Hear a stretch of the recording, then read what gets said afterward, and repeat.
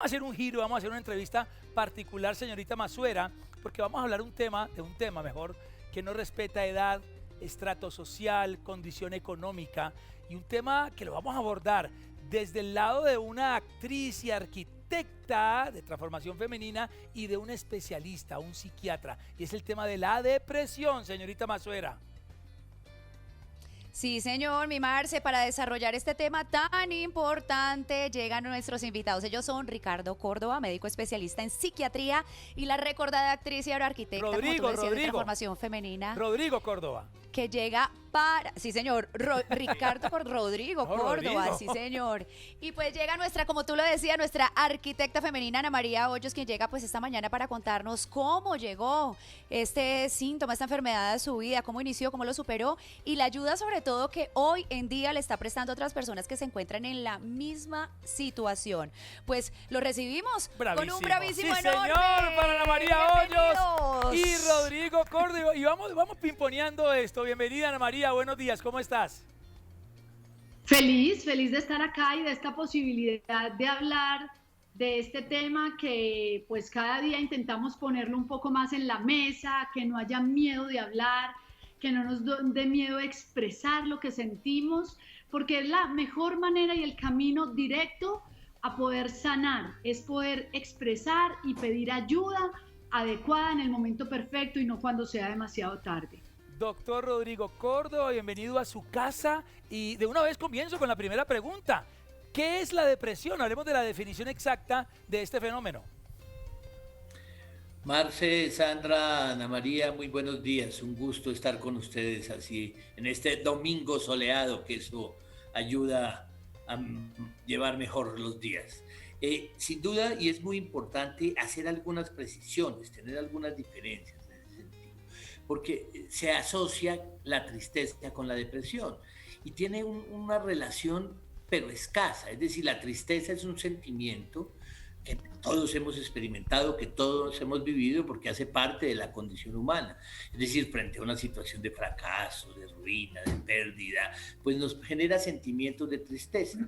Pero a esta tristeza, cuando se le suman otras situaciones, es decir, cuando yo tengo un cambio brusco del funcionamiento previo, era de una manera y empiezo a ser de otra, y empiezo a sentir tristeza, le pierdo el gusto a las cosas de la vida, duermo mal, generalmente me despierto más temprano, me siento cansado, empiezo a comer mal y empiezo a perder peso de manera drástica, tengo dificultades para concentrarme, me siento irritable, empiezo a tener sensaciones o visiones o ideas pesimistas, sensación de fracaso, de que la vida no tiene sentido o ideas relacionadas con la muerte. Sin duda, que esté durante la mayor parte del día, durante más de 2 semanas, y esto impacta sobre mi vida familiar, social, laboral. Estamos hablando de una enfermedad, no estamos hablando de que es la tristeza o una situación reactiva, pero es una enfermedad tan o más común que cualquiera de las enfermedades físicas, y eso es lo que nosotros llamamos depresión. Sandrita. Ana María, gracias de antemano por compartir tu historia con la familia Bravísimo. Sabemos que va a ser de mucho crecimiento para nosotros. Y cuéntanos, ¿cuándo se presenta la depresión en tu vida? ¿En qué etapa? Mis depresiones, porque fueron muchas a lo largo de mi vida, comenzaron, digamos, hay algo que es importante, doctor, cierto, que les dejemos claros a todos, y es que no hay un solo tipo de depresión. Existen varios tipos de depresión. Hay depresiones gestacionales en el embarazo, que fue mi primera depresión profunda. Fue con 21 años y con un embarazo aparentemente deseado, pero que aunque consideraron que era endógena, es decir, que tenía algo que ver exactamente con mi cambio hormonal y con todos los cambios que se producen en la etapa propia del embarazo, realmente con el tiempo fui descubriendo que era más una depresión que yo llamo neurótica o que se llama neurótica, que es de un trastorno de mi personalidad en el que el miedo a ser mamá, el miedo a asumir esa nueva responsabilidad. Yo en ese entonces estaba haciendo una novela que se llamaba La Viuda de Blanco, muy exitosa por cierto. Yo tenía un personaje, el más importante de mi carrera, y verme enfrentada a este cambio de vida tan fuerte, al miedo a engordarme, porque para las actrices engordarnos no es que sea un placer, o no era un placer, pues no, y para muchas mujeres, el miedo a tener que dejar lo que amaba hacer empezó a generar a mí esto que el doctor decía. Empecé con esta sensación de miedo, de tristeza, de angustia, esta incertidumbre permanente que permaneció en el tiempo y que me fue llevando a que se convirtiera en una depresión muy grave, tan grave que con 5 meses de embarazo yo sí tuve un intento suicida. Inclusive yo ya había empezado con psiquiatría, yo ya estaba tomando medicación psiquiátrica, y aquí un punto importantísimo que sé que el doctor siempre hace énfasis en esto es: si tú comenzaste tu tratamiento, tengan mucho cuidado con la dejada de la medicación. Yo cometí ese error cuando empecé a sentirme bien con la medicación, porque tú efectivamente empiezas la serotonina se vuelve a subir, la dopamina empieza otra vez a funcionar y tú empiezas a decir: oiga, yo ya me estoy sintiendo un poquito mejor, yo ya no necesito la medicación, e irresponsablemente tomé la decisión de abandonar la medicación y no habían pasado 2 semanas y yo estaba cogiendo un carro a 120 kilómetros por hora en la autopista y me tiré de frente contra el muro de una empresa para acabar con mi vida y obviamente la de mi bebé, ¿no? Ana María, importante saber cómo se empieza a manifestar la depresión en ti, porque los síntomas son inespecíficos, ya nos los va a hablar nuestro especialista, el doctor Rodrigo, pero en ti, ¿cómo se manifestaron esas primeras revelaciones de la depresión? Fueron tanto físicas como emocionales. Y cuando hablo de las físicas, empecé a tener sensaciones de desasosiego, yo no me hallaba, lo que llaman piernas inquietas, tenía una sensación de necesitar caminar por todos lados, no podía dormir bien por momentos, o había días que me quedaba dormida hasta las 11 de la mañana y no me quería levantar, no tenía ganas de bañarme, no quería comer, empecé a hacer una anorexia gestacional. Eso en los cambios físicos, lloraba permanentemente. En lo emocional, todo el tiempo tenía temor de no ser mamá, de no ser capaz de ser mamá. Yo veía un comercial de televisión y veía una mamá que abrazaba a su hijo y yo decía: ¿y si yo no tengo ese instinto, qué? Me acuerdo perfectamente que un día viendo una revista vi un comercial también en que mostraban un niño que había tirado todo al piso y yo me puse a llorar y mi mamá llegó y me dijo: ¿qué te pasa? Yo le dije: es que si mi hijo hace eso, ¿yo qué voy a hacer? Es decir, comencé a sentirme incapaz de soportar la vida y de soportar este reto maravilloso que traía la vida, que era, claro, retador como cualquiera que hemos sido madre, pero que mi capacidad mental empezó a mermarse y sentí que no era capaz con todo eso. Doctor Córdoba, voy a rescatar varios conceptos de los que habló Ana María. Ella mencionó la palabra miedo muchas veces, emoción, desasosiego. Aquí, ¿qué es primero, el huevo o la gallina? ¿Es la emoción la que lleva a que los niveles de serotonina y dopamina bajen? ¿O es esa baja justamente de esas sustancias químicas las que hacen que el miedo aparezca? Quizás una de esas preguntas que, a pesar de que tenemos muchas pistas, nos seguimos haciendo. Y entonces, sobre ese planteamiento, Marce, voy a hablar de tres cosas. Uno, el efecto que generan los cambios en el cerebro. Es decir, hay una serie de procesos neurofisiológicos que nosotros lo que hemos visto, hemos podido evidenciar, es que hay una disminución de algunos neurotransmisores, como los que tú mencionas, la dopamina, la serotonina, la noradrenalina, y al tener unos niveles bajos, pues el cerebro los necesita y generalmente se expresa en síntomas afectivos.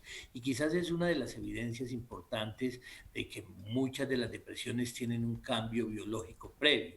Y esos cambios biológicos es lo que hacen útil el uso de los antidepresivos, que por fortuna hoy en día son muy seguros, muy sencillos de usar y cambian de manera dramática y significativa las perspectivas de vida de las personas que se sienten con un cuadro depresivo como el que nos describe Ana María. Lo segundo es la sensación de la ansiedad, que también es un poco el sentido de tu pregunta, Marcelo. Es si la depresión y la ansiedad van por rutas distintas. Y lo que nosotros vemos es que caminan por la misma autopista. Entonces, muchas veces las personas que tienen un cuadro depresivo tienen esa sensación, te describen como que el cuerpo no les cabe en la piel, que el cuerpo no les cabe en el cuero, como me decía un paciente. Entonces, esa sensación sin tener una explicación por lo menos lineal, que pareciera coherente, sino que de un momento a otro empiezan a sentir una sensación de desasosiego, de inquietud, de no hallarse, de que no tienen una explicación como tal para las cosas. Coexiste muchas veces en los pacientes que están deprimidos y llamativamente nos vienen a la consulta más por la depresión que por la ansiedad que por la depresión, porque la ansiedad sí es muy disfórica, genera mucha dificultad para el funcionamiento y las personas tienen mucha dificultad para aceptarla. Pero lo tercero, y es a mi juicio muy importante, es lo que sucede en el entorno. Entonces las personas creen, Ana estaba en el mejor momento de su carrera, esperando un bebé, entonces viene el intento de explicación como que esto es de la voluntad, que esto se maneja poniendo de su parte, pero mijita, si todo lo puedes, si eres guapísima, si tienes muchos amigos, le hacen fiestas, y es que las personas no es que no quieran, es que no pueden. Entonces, al no poder como tal en ese proceso, pues cuando la empujan a hacer cosas en la vida que todo el mundo le intenta hacer, entonces los amigas la quieren sacar y hacerle fiestas y todo esto, porque creen que ponga de su parte, eso es suficiente, y la voluntad muchas veces no es suficiente para estos procesos. Algunas personas podrían hacerlo, pero cuando esto se vuelva así, duradero, discapacitante, disfuncional, es mejor buscar ayuda en un tercero. Ana María, ¿querías decir algo, por favor? Sí, yo quiero decir algo muy importante, porque esta no fue mi única depresión. Yo después, a lo largo de 10 años, tuve diferentes tipos de depresiones y en total he tenido 9 intentos de suicidio contundentes. A lo que voy es que tiene el doctor, que admiro y que aprecio y respeto, tiene toda la razón. A lo que yo voy y quiero invitar a todos es que cuando ya estás en la depresión, no se trata de que pongas voluntad. Ahí claramente es una patología que necesita ser solucionada. Lo que sí se puede trabajar en ti, lo que sí debes trabajar en ti, son los soportes antes de esta depresión. Porque si tú eres una persona que desde pequeño, cada vez que tienes cualquier dificultad, todo lo resuelves o te lo resuelven, no te permiten vivir. Si desde pequeño no les damos las bases a nuestros hijos y nosotros mismos como seres humanos, frente a cualquier dificultad, nos debilitamos, pues claramente estás teniendo más predisposición a que frente a circunstancias de corte en la vida, te debilites mucho más. Entonces, claramente lo que dice el doctor es cierto. Una vez entra la depresión a tu vida, ya es una enfermedad y debe ser trabajada como tal. Pero ¿qué estás haciendo tú hoy en tu vida para estructurarte y no permitir que las diferentes cosas que pasen, la muerte de un ser querido hoy que es tan común, que te quedes sin trabajo, que tengas un embarazo y se genere un cambio hormonal, una crisis matrimonial, que un hijo tuyo tenga un problema grave o se muera? ¿Qué estás haciendo para que tu vida tenga una estructura real? Y para que si uno de los palitos de ese trípode se cae, o dos inclusive, tu vida no tambalee. Y ahí es donde también viene la terapia, o viene el empezar a expresar, el darme cuenta que yo repito parámetros, que yo siempre me meto con el mismo tipo de personas, que yo frente a una dificultad siempre recurro a culpar a los otros, porque yo sí les digo algo. Si algo yo reconocí en la vida, es que yo me consideraba una víctima. Yo creía que todo el mundo tenía la culpa de lo que a mí me pasaba. Desde pequeña, desde que mis papás se separaron, yo no hice sino señalarlos a ellos de los culpables de mis problemas en la vida. Y nunca asumí la responsabilidad de mi vida. Sí, era una hija de padres separados, pero podía ser feliz de esa manera. Entonces, yo también los invito a que hoy no sea que porque está el COVID o porque me quedé sin trabajo, sea la razón para justificar que tengo derecho a deprimirme. No sé si lo que estoy diciendo al doctor le está sonando muy loco, porque yo entiendo... Ya lo vamos, Anita. No. Bueno, entonces lo primero que te decía y que hay que tener presente es que el equilibrio emocional también se rompe. Es decir, eso es una situación que hay que tener en consideración siempre. Pero habría dos elementos. Una situación que plantea Ana María es cierta, porque es muy de la vida real, como ella la describe, que el tener una vida saludable, es decir, el tener la posibilidad de tener una buena alimentación, de hacer ejercicio, de tener elementos que lo mantengan en la vida cotidiana, ahora en estos días tan difíciles, de poderse ver así sea por estos medios con los amigos, son situaciones que son muy, muy significativas. Pero lo segundo es que también tienen que aprender las personas a tener señales de alarma. Entonces muchas veces empiezan a intentar justificarlo de alguna manera. Entonces tener, por ejemplo, el cambio tan marcado de lo que la gente llama el genio, de volverse tan irritable, empezar a ponerse altisonante, a subir el tono de la voz, a tirar las puertas, a golpear los objetos, son señales de alarma. Y quizás allí son esos momentos tan particulares donde hay que buscar ayuda, porque muchas veces, retomando pues las pautas, generando a veces cuando se han abandonado los tratamientos, pero retomando como las actividades cotidianas, las que generan cierta manera de tener alegrías o sentir el abrigo de los afectos, muchas veces es muy útil y a veces termina siendo suficiente. Sandrita. Doctor, justamente Ana María compartía con nosotros esos primeros síntomas con los que ella se le empezó a manifestar la depresión, que son muy inespecíficos, eran gastrointestinales, se desmayaba, vómito, mareos que la obligaron a renunciar a la novela donde estaba haciendo un éxito. Dicen también que hay dolores de cabeza, migrañas. Aclaremos esos signos y síntomas para que las personas empiecen a prestarle mucha atención y a direccionarlos médicamente en el momento que sea oportuno.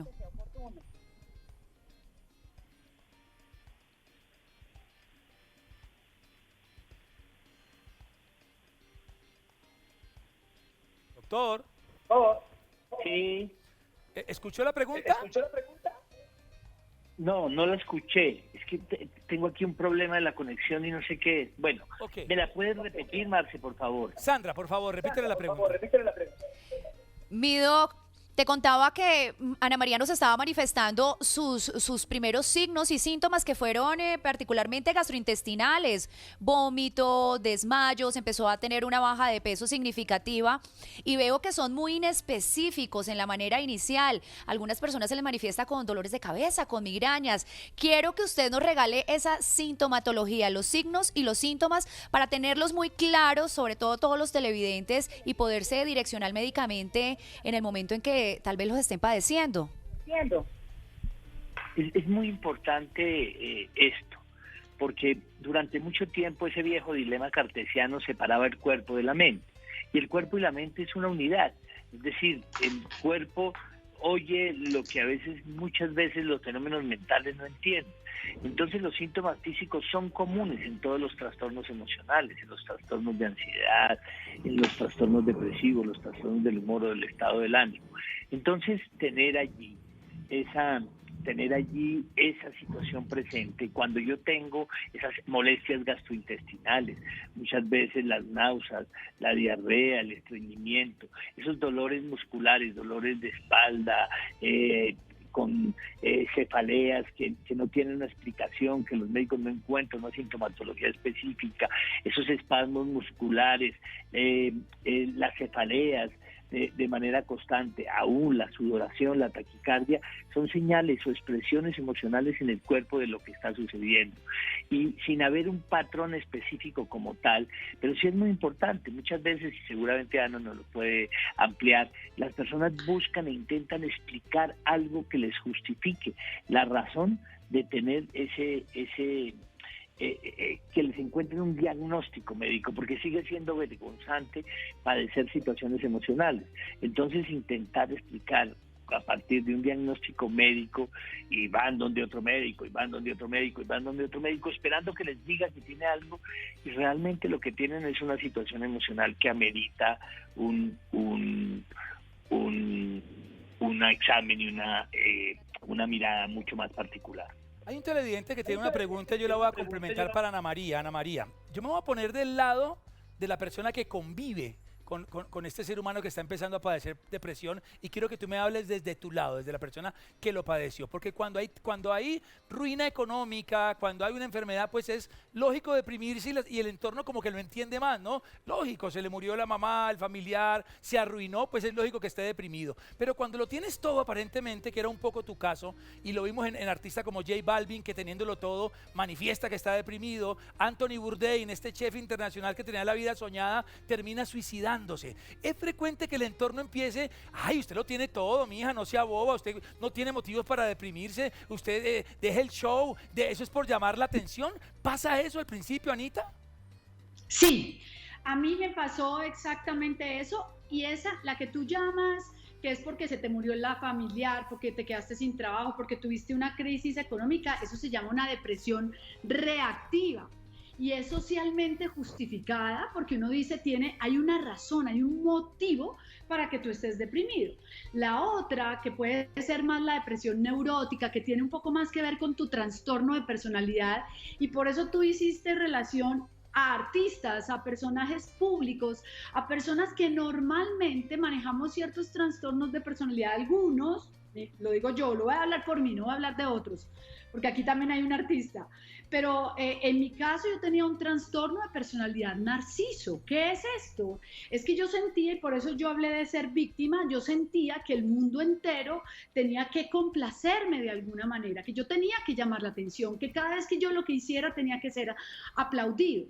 Claramente cuando yo empecé mi depresión, la primera en embarazo, mi mamá me decía, pero hija, ¿a ti qué te falta? Por favor, pon de tu parte. Y en mi familia no había antecedentes depresivos, entonces no era como comprensible. De hecho, nos demoramos más de 3 meses en identificar que lo que yo tenía era una depresión, ¿sí?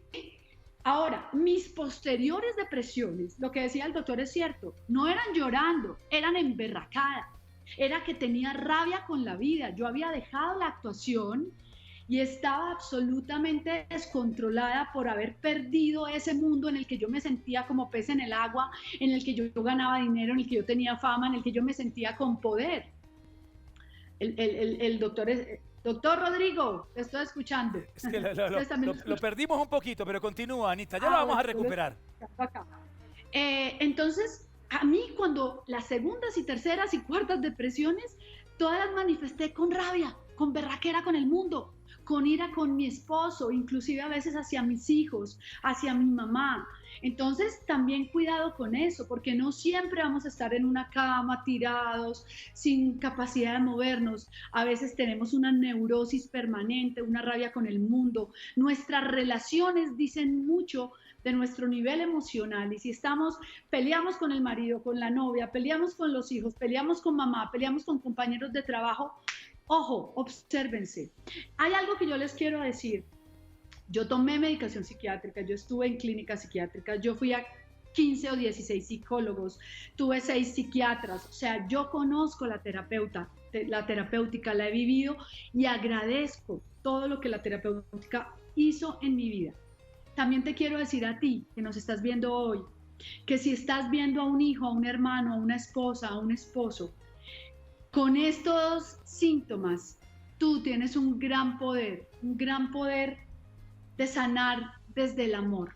Y yo creo demasiado en el poder de la contención amorosa, del ser escuchado. Doctor, usted sabe que hay estudios que demuestran que hay personas que con ser escuchados, el 30% de las personas que pensaban suicidarse, con el simple hecho de ser escuchados, sin esta escucha crítica y de juicio, ya pueden pensar que vale la pena un día más de vida. Entonces yo creo que hay mucho que descubrir del tema de la depresión, porque realmente estamos confundidos con este tema. Sandrita. Tú lo fuiste descubriendo en el camino, y es que realmente fueron aproximadamente 15 años donde tuviste que padecer mucho de esta enfermedad. Nos comentabas que cuando tuviste el accidente, estabas con tu bebé y el bebé tuvo que estar aproximadamente 17 días en UCI. Y ocurre otro momento que quisiera que compartieras con nosotros. Creo que después de este bloque, pero te voy a dejar la pregunta realizada. Y es que ocurre la separación. Tal vez no tuviste ese apoyo social o todavía no estabas haciendo la terapia y definitivamente esto hizo que se exacerbara aún más tu problema. Esta pregunta te la dejo realizada y la respuesta al regreso, mi Marcia. Y Ana María, Sandra ha dejado una pregunta en punta, por favor, respóndela, que la tienes clara. Realmente yo tuve una separación, pero no voy a decir que ahí se volvió a ahondar mi proceso depresivo. Fue posterior a eso, cuando dejé de ser actriz para dedicarme, yo me volví a casar por segunda vez y ahí comencé una nueva vida y comenzó un proceso diferente en el que abandoné mi carrera, en el que hice un cambio abrupto de mi día a día y ahí fue donde volví a comenzar un proceso ya no tan profundo en depresión, que eso era lo que les contaba, que permanecía muy brava, muy enojada con la vida, por no poder hacer lo que yo amaba hacer.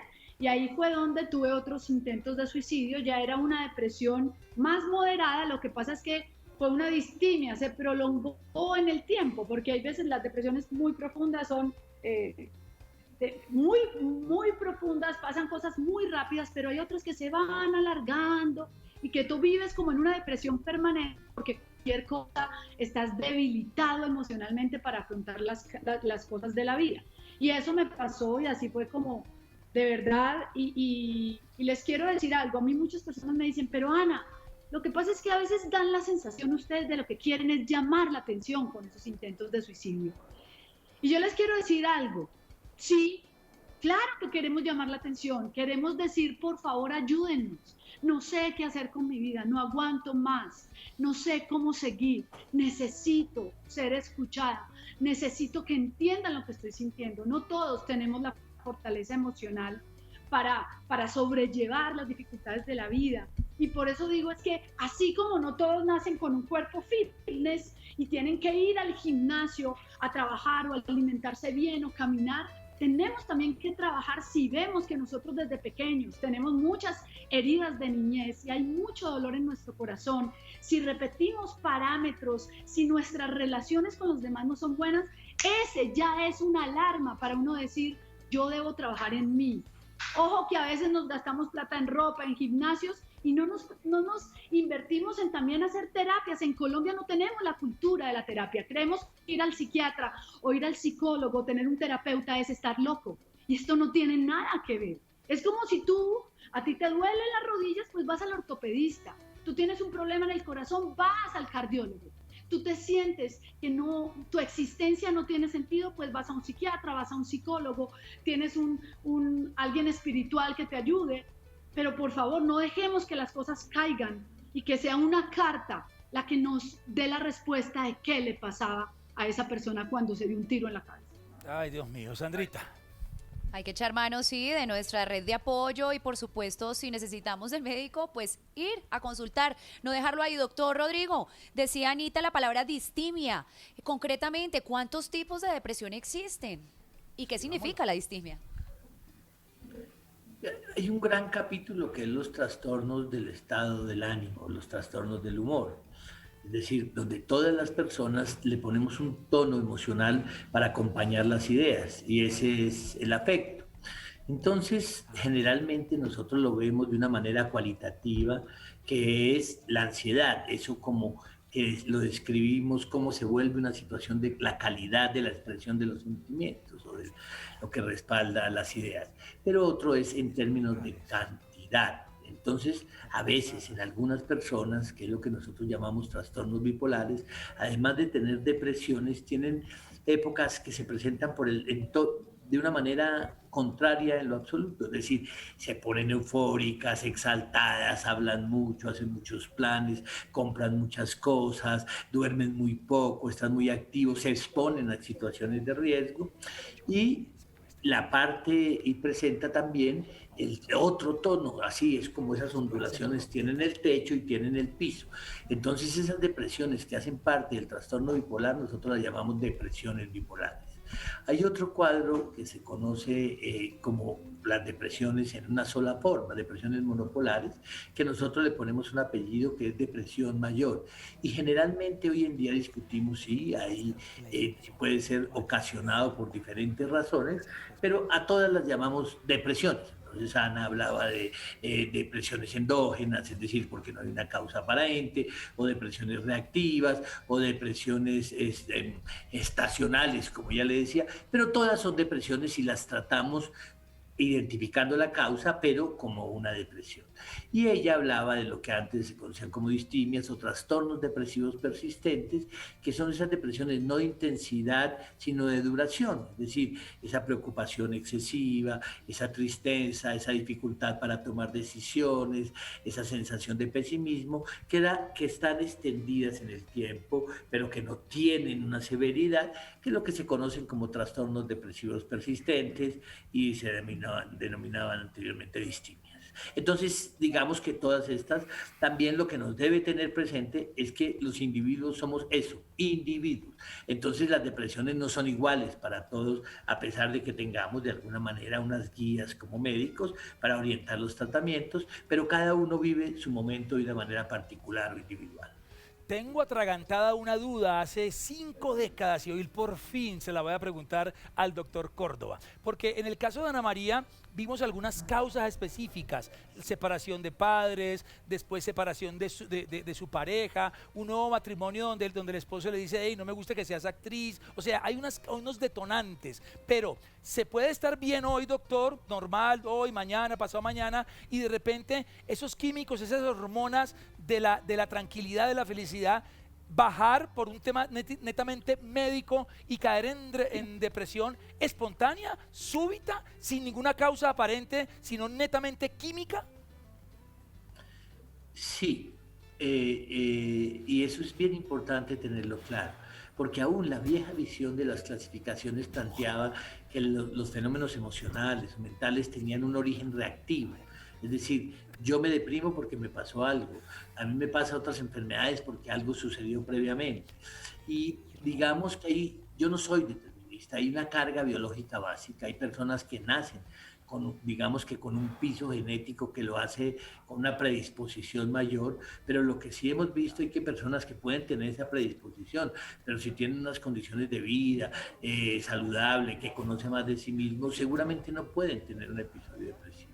Pero también en ocasiones pesa mucho más la biología, por decirlo de alguna manera más gráfica, y pues hay personas que pueden tener de un momento a otro, sin una causa aparente, sin una relación con un hecho del funcionamiento de la vida cotidiana, el inicio de un episodio depresivo, y como tal es importante tener presente que eso me puede pasar, porque muchas veces las personas y los familiares empiezan a intentar relacionarlo con algo, que es que no, pero si todo está perfecto, si el trabajo está magnífico, si mi vida de pareja está funcionando como un reloj, pero también puede darse el caso que sin una causa, sin un detonante específico, se pueden presentar episodios depresivos o maníacos, en fin.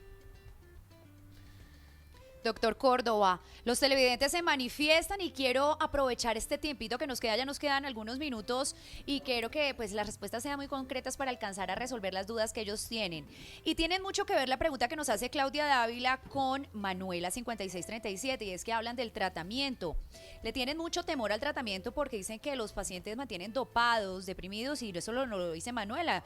Dice que las pastillas para dormir mantienen a la persona pasiva todo el tiempo. Se necesita fármacos siempre, constantemente para poder manejar la depresión y si se cortan los fármacos, vuelven y se repiten las depresiones más severamente, doctor. Bien concreto, doctor. Manuela, ese es el asunto, que quizás existe una deformación, una visión estigmática frente a los medicamentos. Los antidepresivos primero no generan dependencia, hoy en día son más seguros, son más sencillos de usar y sí le cambian de manera significativa la vida a las personas. Pero obviamente no todas las depresiones se manejan con los psicofármacos, nosotros lo usamos cuando necesiten, por el tiempo que se necesiten, pero el retiro, Ana María ya lo decía, no debe ser de una manera brusca o porque me siento bien lo dejo, sino de una manera gradual y acompañada por el médico. ¿Sí o no, mi doctor Córdoba, para ir con una conclusión ya con Ana María? ¿Puede ser genético el tema de la depresión? ¿Puede haber un componente genético e ir heredando de generación en generación estos estados depresivos? Hay una carga biológica básica, es decir, hay una carga genética que muchas veces, y en la medida que conocemos más, identificamos, pero el tener la carga genética no significa que esa persona va a tener depresión.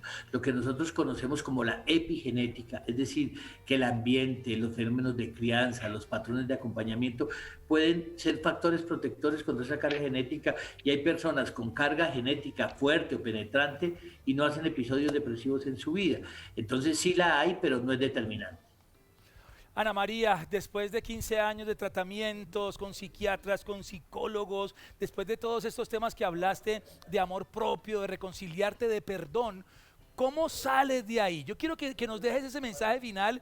¿Cómo sales de ahí? Empiezas a estudiar diferentes tendencias y te conviertes en una arquitecta de transformación femenina. Hablemos de esa parte ya positiva de la Ana María que vemos hoy en redes sociales, bailando con sus hijas, haciendo TikTok, sonriendo y sobre todo compartiendo ese mensaje con nosotros. Tuve que caer profundamente,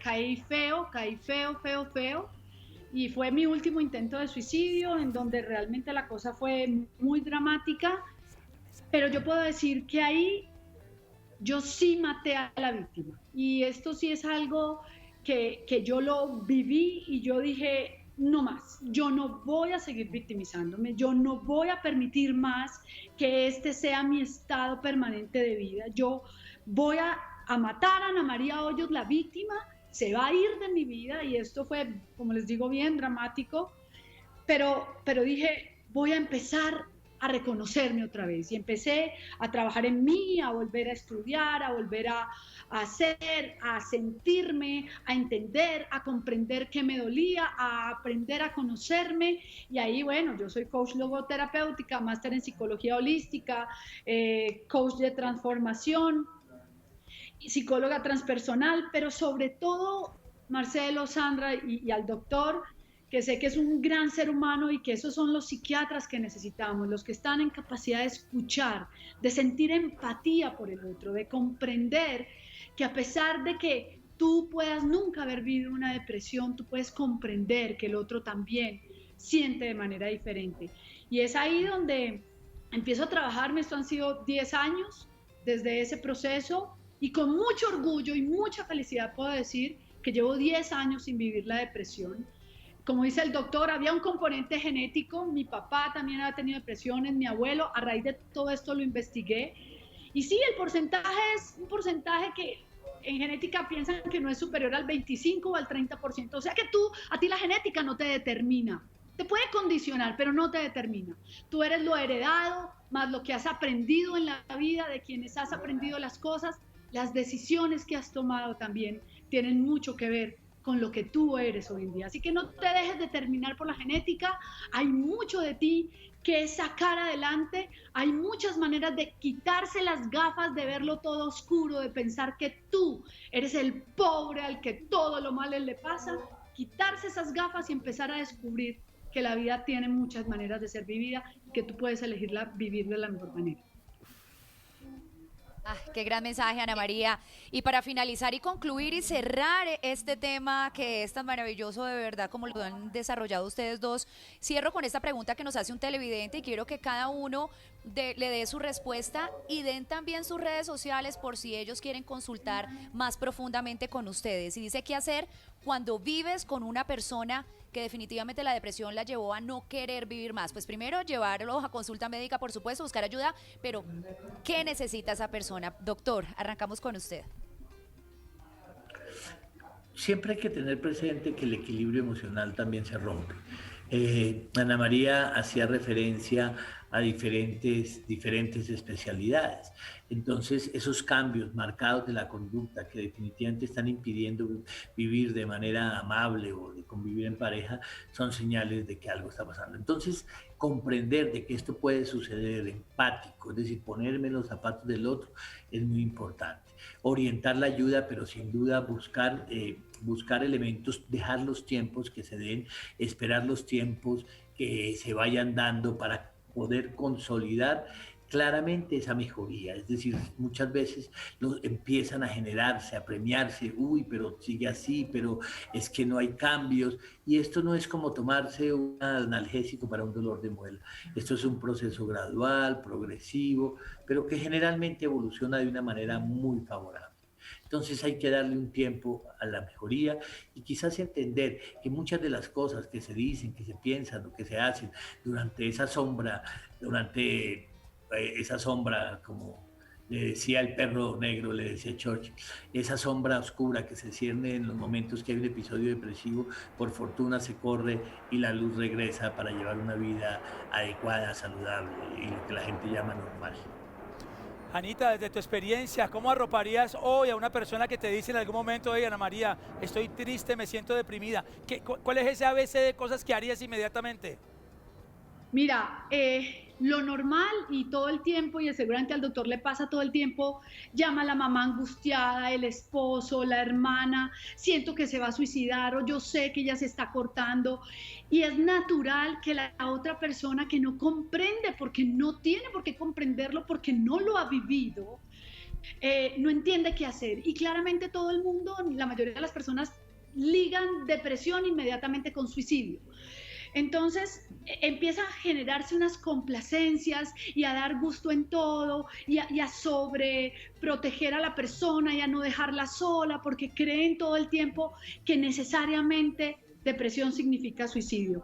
Miren, yo les puedo decir de corazón, claro, cada ser humano es diferente, pero les repetía, tú como esa familiar cercano, esa mamá, ese hermano, esa pareja, tienes una capacidad de escuchar al otro, sin juzgarlo. Es decir, acostársele al lado, qué estás sintiendo, y escuchar, y escuchar, y escuchar. Tú no estás en capacidad de ser el terapeuta, no. Se requiere ayuda, claramente, pero tú sí puedes abrazar, escuchar amorosamente, decir, entiendo que estás sintiendo eso, no lo puedo comprender, pero te voy a apoyar en lo que necesites. Miren, si alguna campaña yo quiero hacer en mi vida, es que la familia es el primer terapeuta de cualquier persona con un desbalance emocional o un trastorno emocional. La familia siempre tendrá la capacidad de medir, esta persona se está aislando, esta persona está hablando de muerte, esta persona está diciendo a mí, aquí yo no hago falta, aquí esta persona está vendiendo sus cosas o las está regalando. Yo soy el primero que puedo darme cuenta que mi familiar está haciendo un cambio en su comportamiento. Pero mi manera es abrazar sin miedo. Porque cuando tenemos el miedo, digamos que pareciera que el depresivo no se siente en un lugar seguro cuando el familiar está asustadísimo de cada comportamiento y lo mira casi como un bicho raro. No, aceptamos que aquí está pasando algo, te abrazo, cuenta conmigo, te escucho sin juicio, repito. Y vamos a buscar ayuda profesional. Gracias, pues ahí están todos los puntos de vista, el punto de vista de una persona que lo padeció, el punto de vista del doctor, familia, expertos, ayuda. Yo añadiría esa parte espiritual que es fundamental, Dios, llámenlo como ustedes quieran, la energía divina, la causa suprema, que creo que es fundamental también en esos casos. Una mezcla de todas estas cosas. Ana María, doctor, muchísimas gracias, bienvenido siempre. Esto da para otra charla. Doctor, ¿quiere agregar algo rapidísimo? No, yo creo que es importante tener presente el equilibrio emocional también se rompe. También hay que se buscar rompe. ayuda. Esa frase es importante. El equilibrio emocional también se rompe. Hay que buscar ayuda. Bravísimo para el doctor Córdoba y para Ana María Hoyos. Gracias. Dios mío, qué charla interesante.